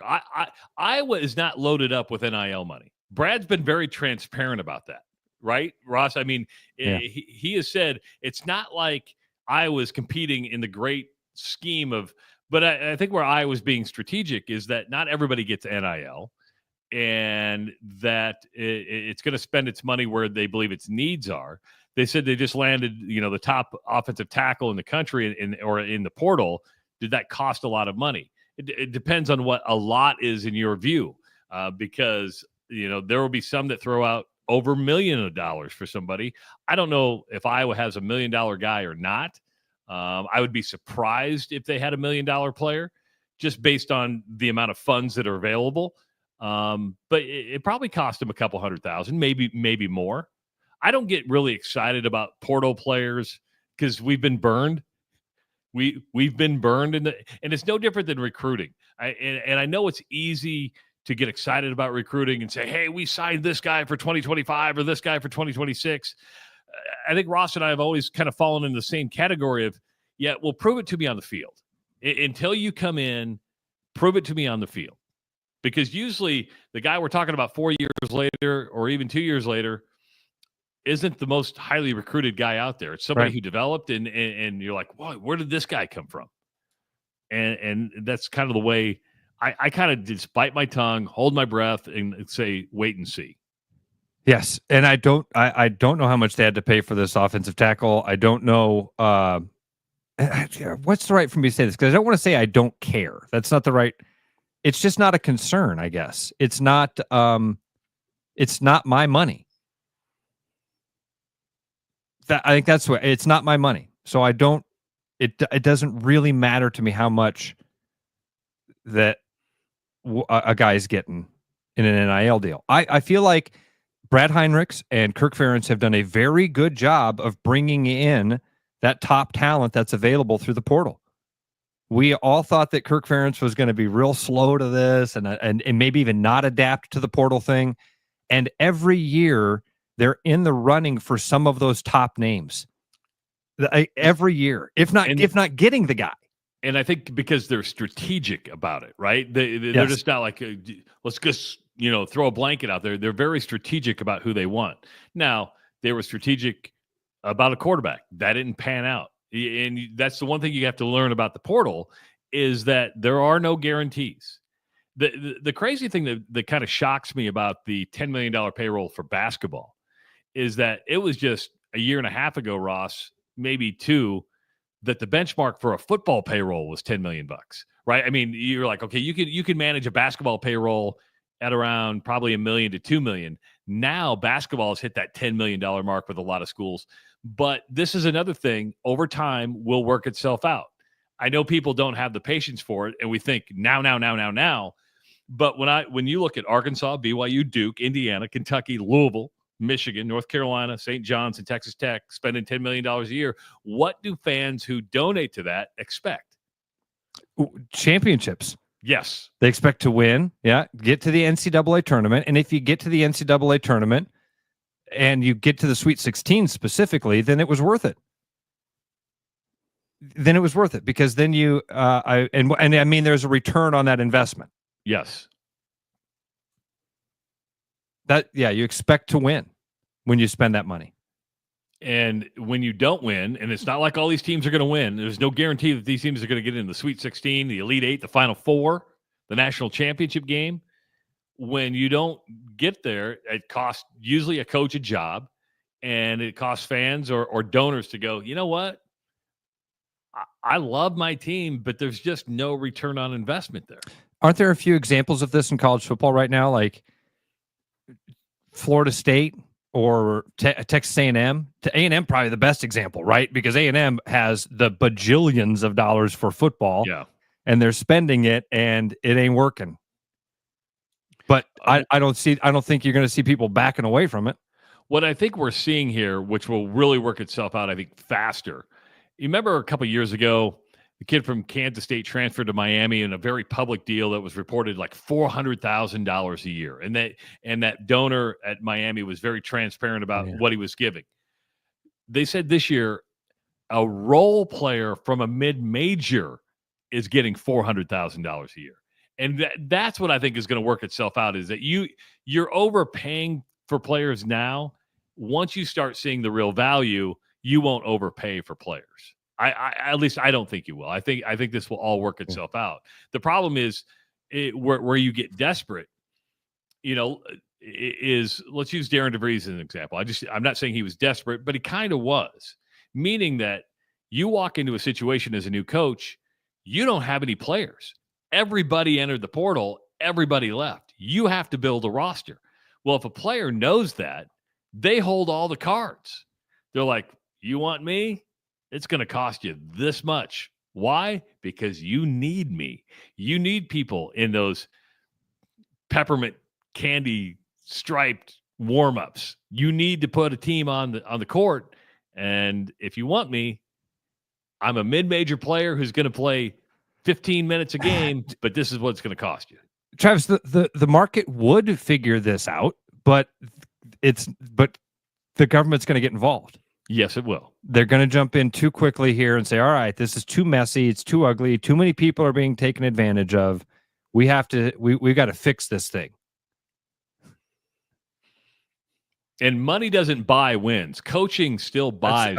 Exactly. Coaching, exactly. Culture. You can put a bunch of guys who have a lot of talent on a court or on a field, but if there's no chemistry there, if there's no bonding there, if they don't listen, you have a host of problems that will rear its ugly head over time. So there's no guarantee that these teams are going to win national championships. There's no guarantee that these teams are going to make the Final Four of the Sweet 16. But I'm going to pay attention, though, Ross, to see how many of these teams next year make the Sweet 16. Just to go, okay, did it really pay off? And I think the Sweet 16, Elite 8 is Sweet 16. That's the benchmark. That I think that's a fair one to say. That's the benchmark for successful season for one of these teams. My guess is, Travis, there was 12 of those teams. Is that right? Am I counting that right? 10 teams. 10 teams. Oh, okay, 10. 4 of them will make the Sweet 16. That's fair. That's fair. I could probably go into that. And then there's going to be a team that didn't spend a lot of money, and you go, wow, this team's really good. How'd they do that? Well, I hope that happens because, man, if we get a couple years in a row where it's all chalk and you get no Cinderellas, then I have to start to give a little bit on that idea that NIL is having this immediate impact. It's having an immediate impact. I think that the format of them cutting out all those mid-majors and blocking them out, making all these conferences one bid leagues, that's what we're seeing play out more so than the NIL. Both are having an impact. Let's use Iowa State as an example. TJ's got a great team. Yeah. They don't have an $8 to $10 million payroll, but he's a hell of a coach. Players want to go play there. If they make the Sweet 16, Elite 8, I think that they're not a Cinderella by any means, but I think in the scheme of spending money, they would fall into that lower tier of you know what, now doing it the right way it has a different meaning to it. What is doing it the right way? Because I can look at these guys and say, all you're doing is throwing cash and hoping that pays off. There's still going to be programs that go, you know what, we're going to be strategic about this. We're not going to just dump money for the sake of dumping money. And Tony says, in I could be wrong here. Saying Gronowski's getting $1 million, possibly $2 million as the quarterback. If that's the case, that's a bulk of the NIL money. That would be a bulk of their NIL money. But again, this is what is driving people nuts about NIL is when somebody goes to ask for something, there's no transparency to find out whether or not the offer or what you're hearing is true. And I think that's what coaches want, much like the NBA, Major League Baseball, the National Football League. An agent just can't play teams against each other. Yeah. Everything's pretty out there, transparent in the open, and saying, well, here's our offer, and you can back that up through a general manager. Go, that's what it is. If Document and Leicester report that, I'll accept that as fact. Those are two guys I trust a lot. Yeah, I have nothing to refute it. I'm just saying you're probably going to have at Iowa one guy, not multiple guys, making over $1 million bucks. Again, I almost hate these conversations. Sorry, we don't know. We don't know. So it's just guessing, like speculation. Oh, and here's my opinion on the thing that we don't know. The only thing we do know is that players are getting paid, and there's a certain pool of money that teams are working with. And the only important thing, if you're a Hawkeye fan, the Hawks are getting players. The team is the roster is looking better, right? That's what I care about. Are they going to win on Saturday? Yeah, I'm not paying. I don't give money. I'm not a season ticket holder anymore. I pay through my television subscriptions that they get paid handsomely for, and my closet full of logoed gear that you guys see. Right? That's how I've paid my dues. And my 10 years or however many years of being a season ticket holder that I was there. I paid my money. I'm not paying anymore. I'm not.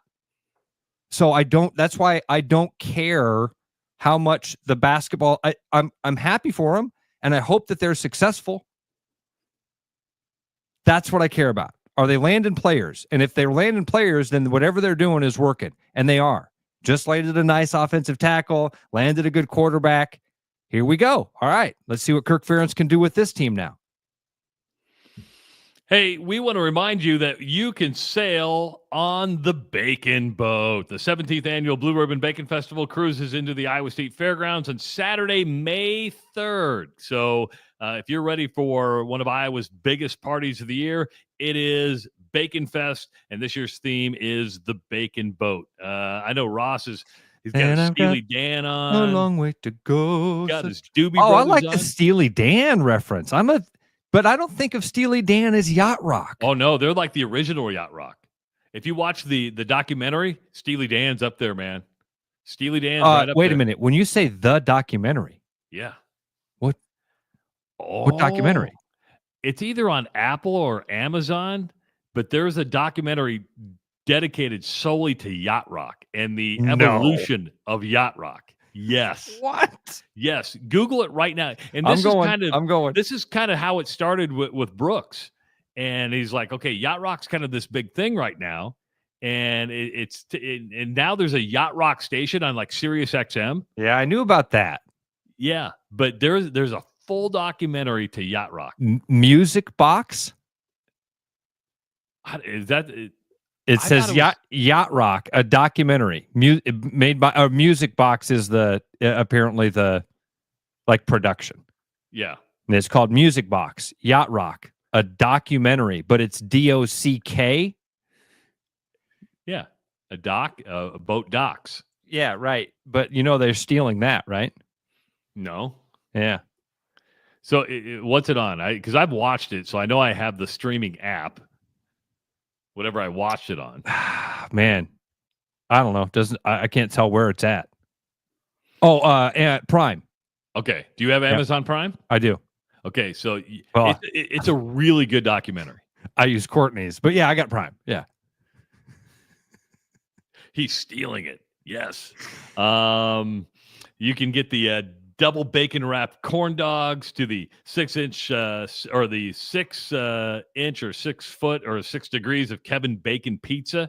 It's a crispy dream, as Brooks like to call it. Okay, hold on. You totally Bruno'd that thing. Can you slow down and reread that so we can understand what you just said? Well, it's the 6 degrees of Kevin Bacon pizza. Yes, 6 degrees of Kevin Bacon pizza, but he's got like the quotations marked by it. So I don't know if it's a 6-inch pizza or because it could be kind of small, or if it's I don't know. It's the 6 degrees of Kevin Bacon pizza. And one lucky person will win a 7-day Caribbean cruise for 2 with airfare and $500 cash, courtesy of Community Choice Credit Union. Got live bands, contest, and one sizzling prize. Tickets start at just $29. $29. Just go to BlueRibbonBaconFestival.com. That's BlueRibbonBaconFestival.com. We're also going to be giving away a pair of tickets to Shane Gillis at Bacon Fest. Oh, yes. Yeah. So there you go, folks. So we'll get the details of that locked down with Mindy and the crew next week, I think. It is the Rush Radio Show, powered by Willis Automotive. Hi, I'm John Linares, sales manager here at Willis Lexus, and this month, with spring here, it has also brought some great deals. We have $1,500 of lease cash on RX, $2,750 on NX, and $3,000 on ES. And if you're not looking to lease this time around, we have low APRs available like 3.99 for 48 months and 4.49 for up to 60 months on select models. I invite you to stop in and visit with your favorite sales consultant or visit us online at willislexus.com. I'm loving these wooden nickels, Brian. Yeah, I suppose everyone is catching on. Just spend $20 to get a wooden nickel. It's 25. Collect 10 and add up the savings on your next purchase. Some of these are worth $5. That could be huge. I know, right? That's why you have to spend $20. It's 25. Collect 10. It's like money back to you. Spend 20, you get another wooden nickel. It's 25. Collect 10 and add up the savings. It's huge. Central City Liquor is home of the 10% cash coupon. And the wooden nickel program. It's huge. If you have a pest problem with over 20 years of experience, Bats and Bugs Pest Solutions is Central Iowa's local expert in fast, effective, eco-friendly pest solutions at a fair price for your home or business. Call us today at 515-218-3400. Believe it or not, spring is coming. When it does, be absolutely organized with custom garage or closet systems from Absolute Garage and Closets. Turn a winter mess into a spring success at our showroom in Urbandale or visit absolutegarage.net. With over 260 beers on tap, El Bait Shop isn't just another craft beer bar. It's the best. Beer lovers know El Bait Shop, 200 Southwest 2nd, Des Moines. There's a new spin on casual dining near Drake University. Lucky Horse Beer and Burgers. Craveable faves, flatbreads, delicious burgers, frozen cocktails, and a crazy cool vibe. Get to Lucky Horse Beer and Burgers today.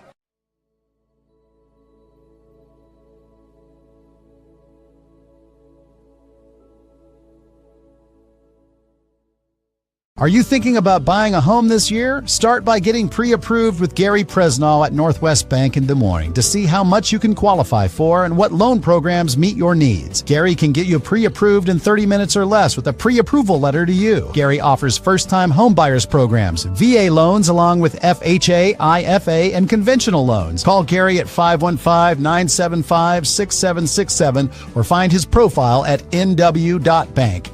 Member FDIC, Equal Housing Lender. Spring cleaning continues. Come down to Land Rover Des Moines to get your front and rear differential fluid services done for $199.95 each. Preventative maintenance is important to ensure your vehicle runs smoothly down the road. To schedule, give us a call or head online at LandRoverDesMoines.com. The best bread is made from scratch, freshly baked with locally sourced ingredients and love. At Big Sky Bakery, we take great pride in our delicious products. We know you'll enjoy them almost as much as we enjoy baking them. Find us at the downtown Des Moines Farmers Market every Saturday. Back like a rash you thought was gone. Travis and Ross aren't contagious, but they are addictive. It's the Rush Radio Show, powered by Willis Automotive.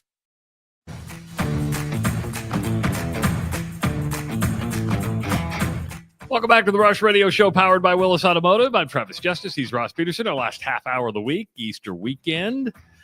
Quick reminder, we've extended the deadline to register for the Caitlyn Clark tickets as the Indiana Fever play the Brazilian national team at Carver Hawkeye Arena on May 5th. So you have through the weekend to go to therushradio.com and to register. Just hit the promotions tab. Very simple. Hit the promotions tab. Give us your name, your telephone number, and your email address, and you'll be registered to win one of 5 lucky spots to meet us at Grandview University next Saturday morning to shoot from the Agency Iowa Logo 3. The Agency Iowa Logo 3, and whoever makes it gets the tickets. Very simple. At least I think it's simple. Yeah, I don't know what else to add to it. There you go. Pretty easy.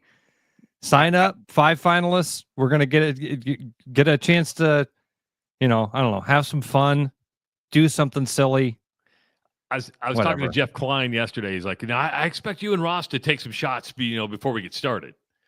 I'm like, oh, okay. Yeah, I can do that. I can take some shots. We'll get the crowd fired up with our lack of shooting abilities, what we'll do. If I make the shot, do I get the tickets? No, you don't. Then listen, I don't shoot for free. What's he thinking? I don't shoot for free. Okay. You don't do things you're good at for free, Travis. I've never seen you shoot a basketball. So I'm really anxious to see you shoot a basketball. All right. We'll see. We'll get film of it and see how good of athletes. Here's the thing. It's always embarrassing to see yourself, right? You have this vision of what you think you look like. You're like, man, yeah, I bet I look like Robert Ory when I'm shooting. I got this long, I bet it looks beautiful, right? And then you see a video of it and you're like, have I ever played basketball before? I'm like that with my golf swing. I'm like, yes, I strike the ball like Tiger. My and then you're like, oh. Yeah, I've got this big, beautiful backswing and wonderful follow through. And then you see it and you're like, that's me. So that's what it's going to be like on Saturday. We're both going to shoot. It'll be like, yeah, look at that. Then we're going to see the video. We're going to be like, please don't show anybody that video. Oh, it's going to be live on Facebook. It's going to be live on Facebook, just to let you know. It's going to be live. But again, go to therushradio.com and hit the promotions tab and get signed up today.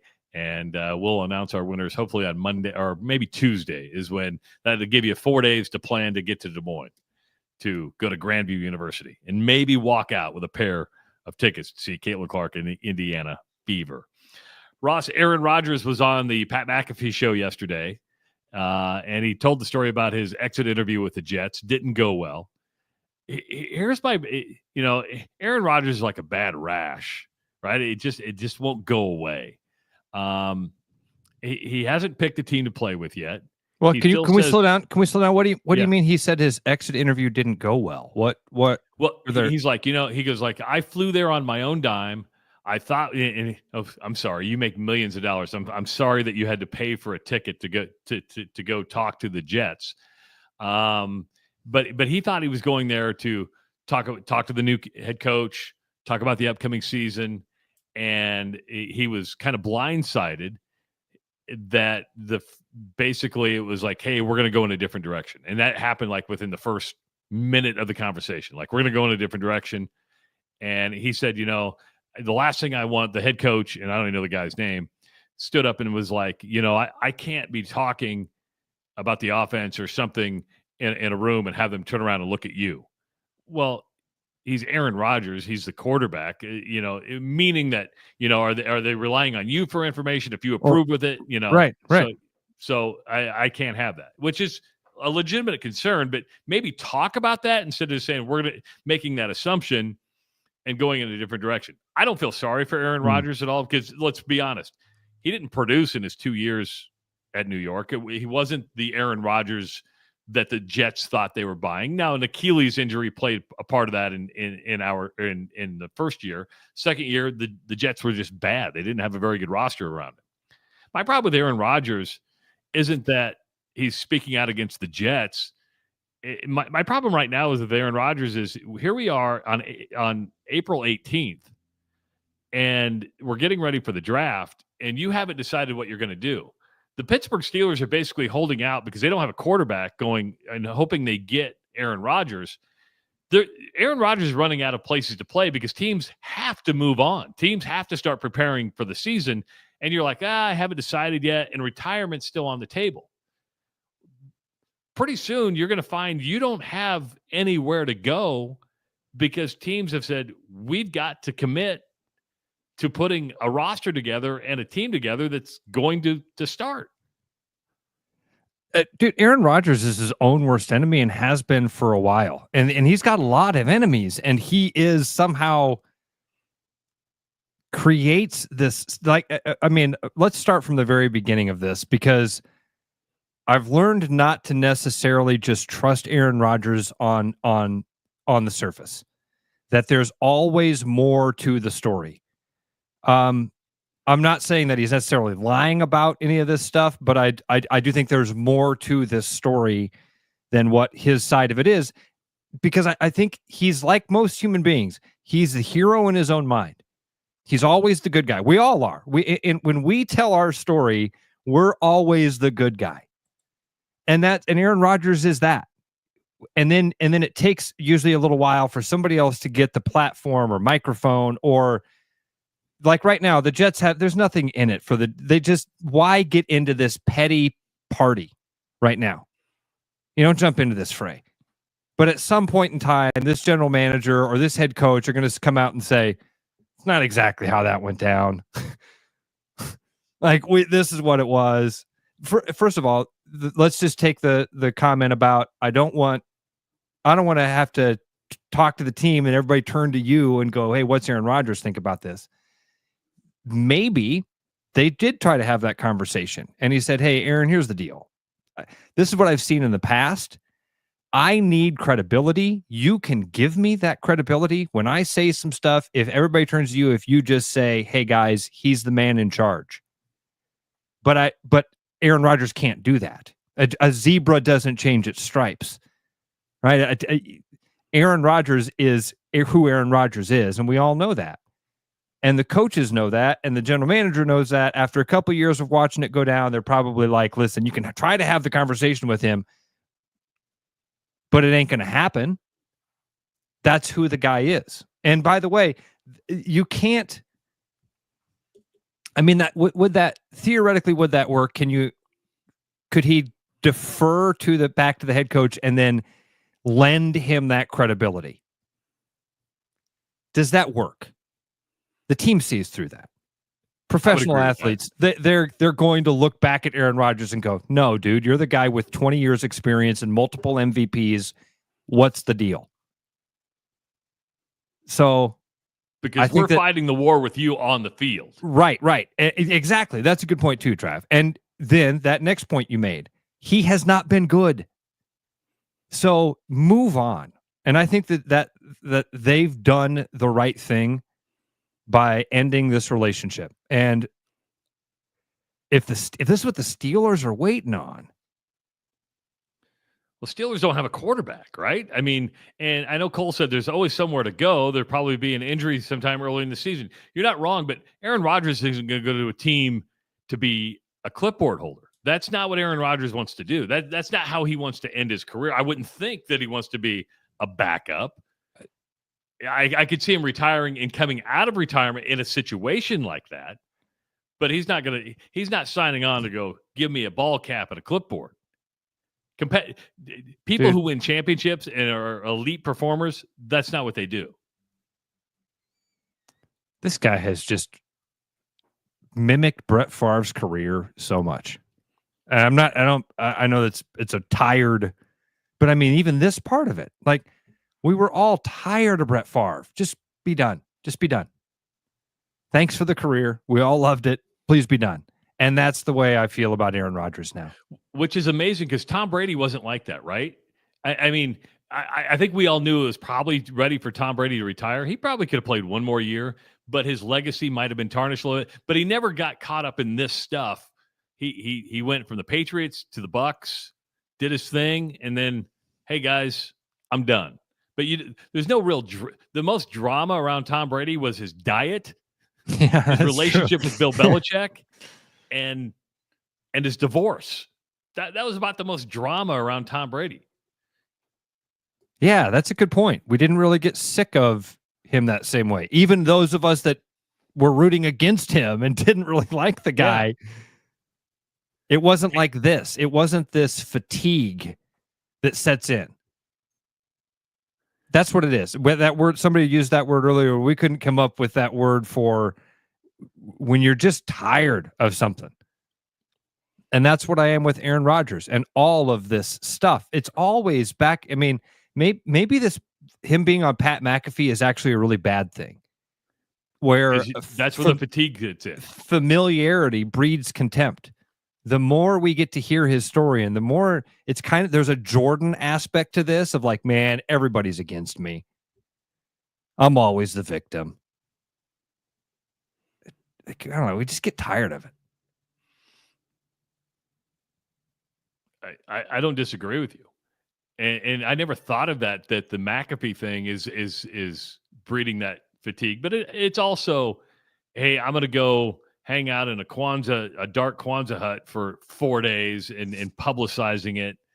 And if you can't look at Aaron Rodgers and realize that he has issues, he can't maintain a relationship at all. And, from Danica Patrick to Olivia Nunn to, a host of people that eventually just kind of back away from him and go, yeah, I don't think I'm going to hang out with this guy. So it'll be interesting to see if he retires, if he lands with a team. Of course, the draft is right around the corner. Speaking of the draft, the Baltimore Ravens are in a unique situation. I thought this was an interesting stat. Is it a stat or is it just a fact? Ross, the Ravens, since they moved from Cleveland to Baltimore, that was 1996. Okay. They have never, ever drafted a kicker.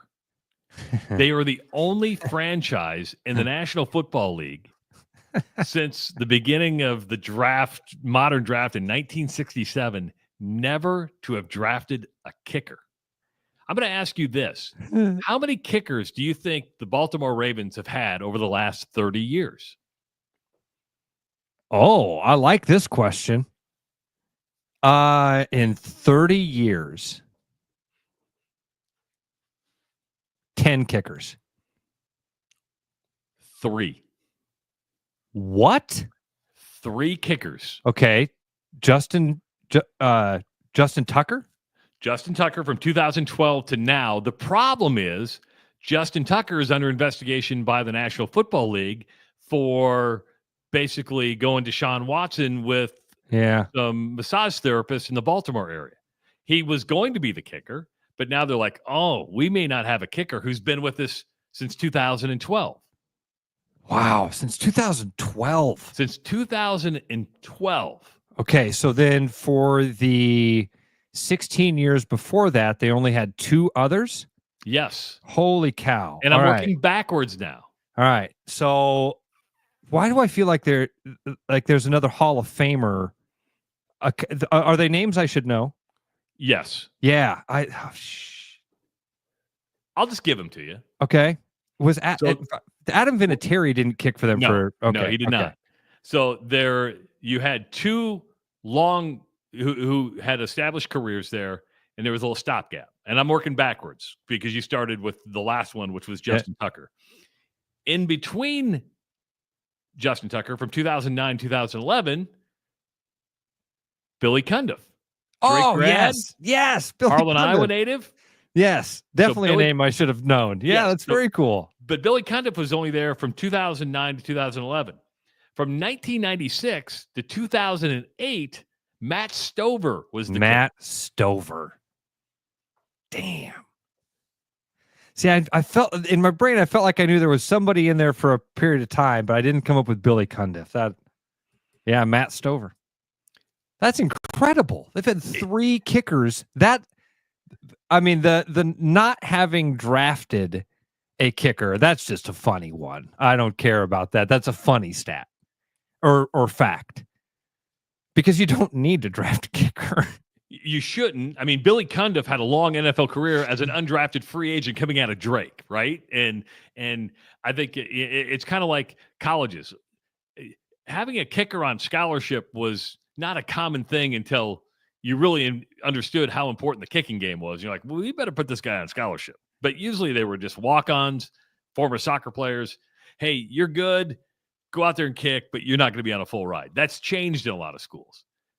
But to me, the 3 kicker one, that's because I bet if you were to look at most, it would be fun to go through most other NFL teams since 1996, just the last 30 years, to see how many kickers were on each one of those teams. I bet it's more than what we think. Not 3. See, I thought my 10 was a decent guess. I really did. I thought 30 years, 3 years for a kicker on a team. Sure. Yeah. Not even thinking that. I mean, I didn't stop to think about the Ravens, and Justin Tucker's been there a long time. Holy cow. 12 years, though. Whenever you say kicker being drafted, I immediately think of Sebastian Janikowski. Florida State. And the Raiders drafted him. Wasn't he a first-round pick? God, he might have been. First or second round. I'd have to go back and look, but you never want to spend a first-round pick on a draft. First of all, no NFL team wants to draft a kicker. I wouldn't think so. Again, that's why the Ravens were. That's just kind of a funny factoid, right? When we say draft a kicker, my first thought is Sebastian Janikowski. But when you say an NFL team has only had 3 kickers in 30 years, that changes your perception a little bit. And you're like, that's impressive. You've chosen wisely over time. Chosen wisely. Yeah, JT wrote in. He was a first round, 17th overall. I was just trying to find that. So thank you, JT. I'd have liked to have been in the room that day. We're going to draft a kicker in the first round? See, I remember it being like that was their plan. But maybe I'm misremembering that. Anyway. We talked about Deion Sanders earlier in the week in the numbers of Travis Hunter and Shedeur Sanders getting retired. He's now doing damage control because you have former players at Colorado going, hold on for a second. Not saying that they don't deserve to be retired, but it's too soon. You have former players from the national championship team going, hey, you have like an entire national championship team. There's players on there that probably should have their numbers retired. You're like disrespecting the people that played a big part in Colorado. We all think that short-term memories are weird. A lot of people remember Colorado for just being bad like the last 5 years. Colorado was a good football program for a long time. I remember Cordell Stewart to Michael Westbrook. Eric Bieniemy. Was it Eric Bieniemy? Who was that running back that day? Was it Eric Bieniemy? Rashawn Salam, Eric Bieniemy. Salam. Yeah. Yeah, they had some great players. And at least Deion was smart enough or had the self-awareness to go, let's be honest what we're talking about here. We're talking about Shedeur getting his number. Because most people look at Travis Hunter and go, okay, you won the Heisman Trophy. That automatically brings you up to a certain elevation of your numbers retired because that's still the premier award. And yeah, I think most people have a problem with Shedeur is because it's like, okay, you were really good. You set a lot of records, but we're talking 6 months after you stop playing, they're throwing your number up there when many other people have played in that program. So he's doing a little damage control. And he's like, okay, can we just start by everybody showing up at the spring game and we'll all shake hands and give hugs? I get why former players are upset. I get why some fans are upset because there's more to Colorado football history than just the 2 years of the Deion Sanders era. I knew this was going to be a problem. Again, you and I don't think had a huge problem with it. I thought it was pretty soon. Travis Hunter I got. Shedeur I didn't understand that much, but he's always been an advocate for his son. He thinks his son should be the number 1 draft pick in the draft. That's not going to happen. No, that's not going to happen. But again, proof is always in the pudding, man. Who's making the calls at Colorado University? Deion. Deion went into a room and said, hey, guys, I'm certain that's how that went down. He's always been the biggest advocate for his kids. In that way, he is a lot like LeVar Ball. He is an outspoken billboard for his kids. And that it turns people off. It does. It does. But he doesn't care. He's unapologetic about it. And, and to prove that, who makes the decisions at Colorado University is that, to retire a number has to be approved by like the athletic director, the head coach, and like another member. Well, Dion went in and said, here's what we're going to do, boys. And they all went, okay. Check. Yeah. Yeah. That's not one we're going to die on a hill for. You want to retire the numbers? Go ahead. If you keep winning, people will look past this very quickly. Yeah. If you don't win, this will be one of those things that's thrown in your face. And it is the when you put these things side by side and you see things on the internet that say, hey, by the way, Cordell Stewart's number is not retired. He had a national championship. Here was his record. Shedeur Sanders as a starter was like 13-12. So, I mean, not great. Yeah. He's had an impact on the program. There's no doubt about it. This is all about dad advocating for him. So that's the drama that's unfolding in Boulder. I want to, and Mike makes a good clarification here. I think we should point this out quickly.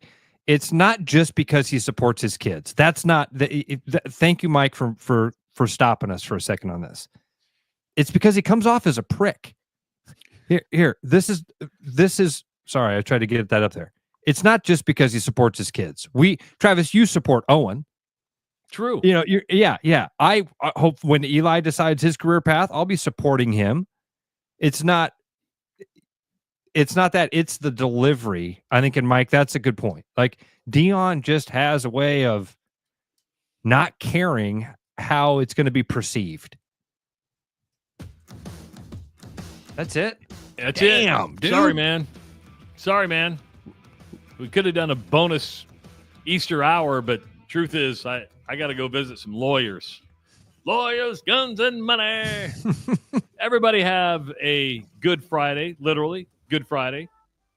Have a great Easter weekend. Celebrate with family, friends. Eat a lot of candy. Some Reese's peanut butter eggs. Ross, have fun with your Easter egg hunt. I'm anxious to hear what you win or what your kids win. We're back Monday with another edition of the Rush Radio Show powered by Willis Automotive.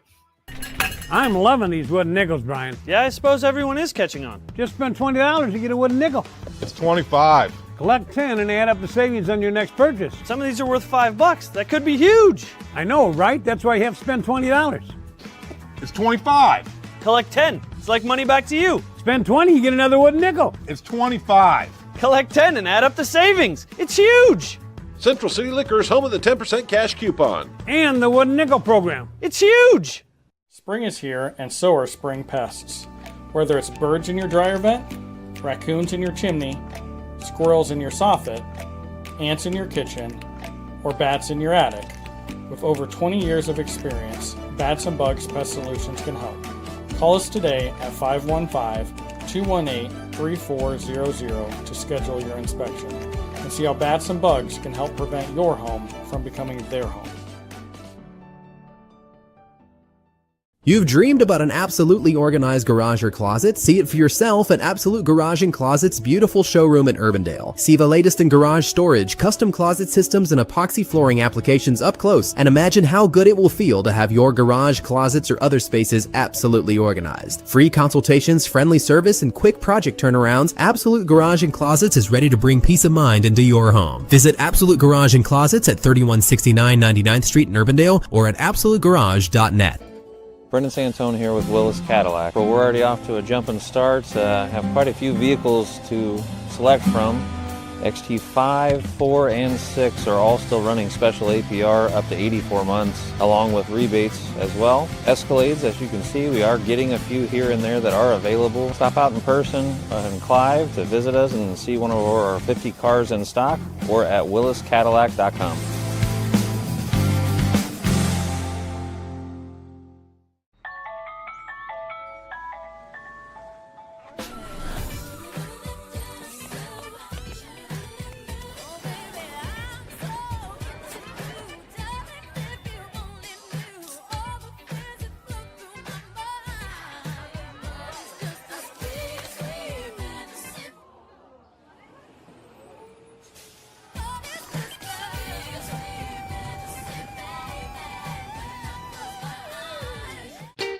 Missing a quality home-cooked meal?